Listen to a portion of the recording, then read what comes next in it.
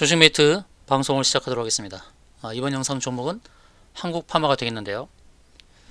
어제는 급등이 나왔고 오늘은 급락이 나오는 상황입니다. 바로 이런 상황에서 어떻게 대응을 해야 될지 점검을 하도록 하겠습니다.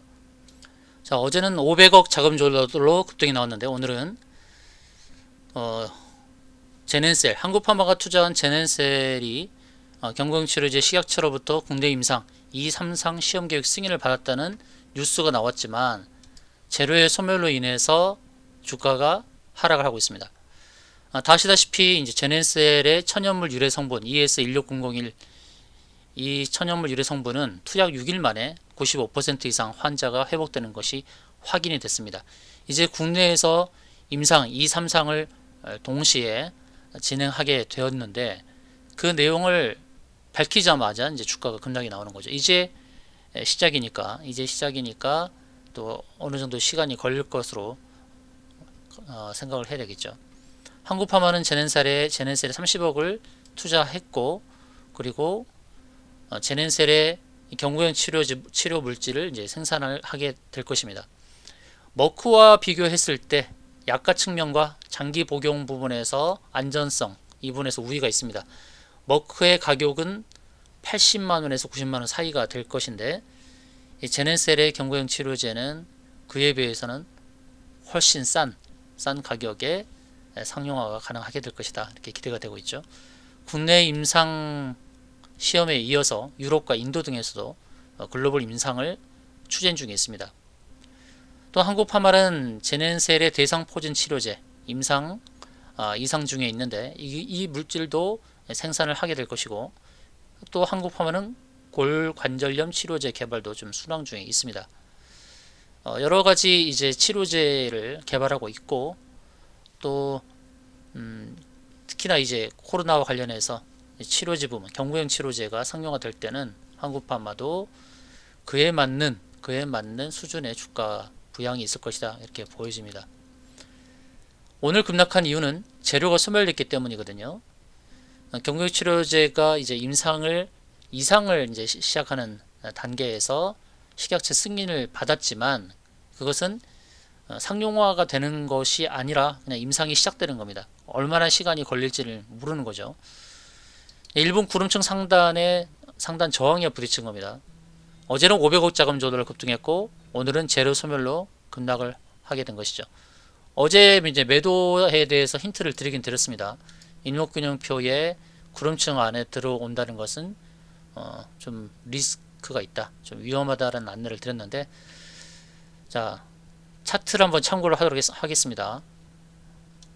자, 가온미디어부터 한번 볼까요? 자, 가온미디어 차트가 잘 보시면 구름층 상단에 오면서 지금 저항에 부딪히고 있는 거, 이런 흐름을 보실 수가 있죠. 우리조금도 마찬가지, 우리조금도 구름층 상단에 오면서 저항에 부딪힙니다. 이 구름층이라는 게 뭡니까? 매물대라고 계속 말씀드리죠. 앞에 거래됐던 흔적들, 이 흔적들 때문에 본전 심리 때문에 그 가격에 오면 주가가 빠지는 거예요. 이건홀딩스 이 차트도 보시면 구름층 상단에 매물대에 오면서 주가가 더 뻗어가지 못하고 저항에 부딪히는 흔적들을 보실 수가 있습니다. 지니뮤직이라는 종목도 마찬가지, 지니뮤직도 구름층 상단에서 저항에 맞고 더 뻗어나가지 못하는 모습. 엘컴텍도 마찬가지, 엘컴텍도 구름층 상단의 저항에 부딪히고 있는 상황들, 이런 상황들이 자주 보여지죠. 차트 연구를 하게 되면 어디서 매도해야 될지가 다 나옵니다. 자, 한국파마도 단기적으로 본다 그러면 이제 구름층 상단의 저항에 부딪혔다라는 사실을 알 수가 있습니다. 한국파마의 과거의 흐름도 보시게 되면 항상 보면 구름층 상단을 벗어나지 못하는 흐름이었어요. 계속 구름층 상단을 벗어나지 못하는 흐름. 그러니까 계속 뻗어나가지 못하고 자꾸 저항에 가로막히는 이런 흔적들을 볼 수가 있습니다. 주봉을 보게 되면 기준선과 전환선을 한 번에 부딪혔죠. 이번 주에 기준선 전환선을 한 번에 부딪혔는데 윗골이 길게 나는 모습. 자, 월봉에서 중요한 것은 5월선입니다. 이 5월선을 붕괴하면서 하락하게 되면 추가 하락이 나올 수 있어요. 27일이고 29일이게 되면 이제 월봉이 마감됩니다. 월봉을 마무리 짓는 29일에 차트 모습이 중요하죠. 10월 29일에 형성되는 해상 차트가 중요합니다. 과연 5월선을 지지하고 마감하느냐 안 하느냐, 이 흐름을 보면서 추가 대응을 해야 될 거예요. 단기적으로는 매도 사인을 드렸기 때문에 매도를 잘 하신 분들은 이제 매수를 저울질 하겠죠. 오늘같이 7만원대 넘어가는 14% 이상의 상승을 바라보면서 매도를 못 하신 분들이 안타까운 상황입니다. 그러니까 7만원 위에서 매수하신 분들 어떻게 대응해야 되겠습니까? 오늘 71,800원까지 왔었는데 71,800원 도달했는데도 불구하고 7만원대에서 매수하신 분들이 홀딩 중이신 분이라면 고민이 많을 수밖에 없습니다.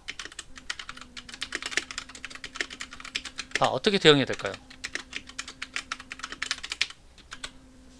어제 구름층 상단에 대해서 제가 위험신호 매도에 대한 의견을 드렸는데 그 의견대로 잘 대응하신 분들은 이제 편안하게 매수 시점을 저울질 하실 텐데 7만원대에서 매수하신 분들 홀딩 중이시라면 여전히 고민이 많을 수밖에 없습니다.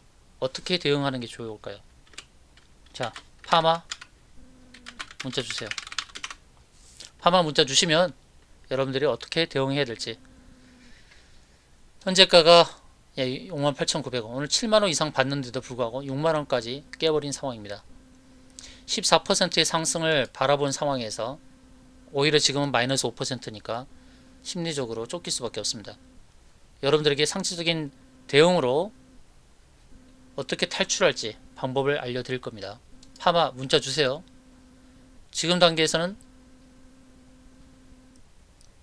정신만 잘 차리시면 꼭 수익으로 전환될 수 있는 길이 있습니다. 바로 그런 길을 안내드리도록 하겠습니다. 이상으로 방송을 마치겠습니다.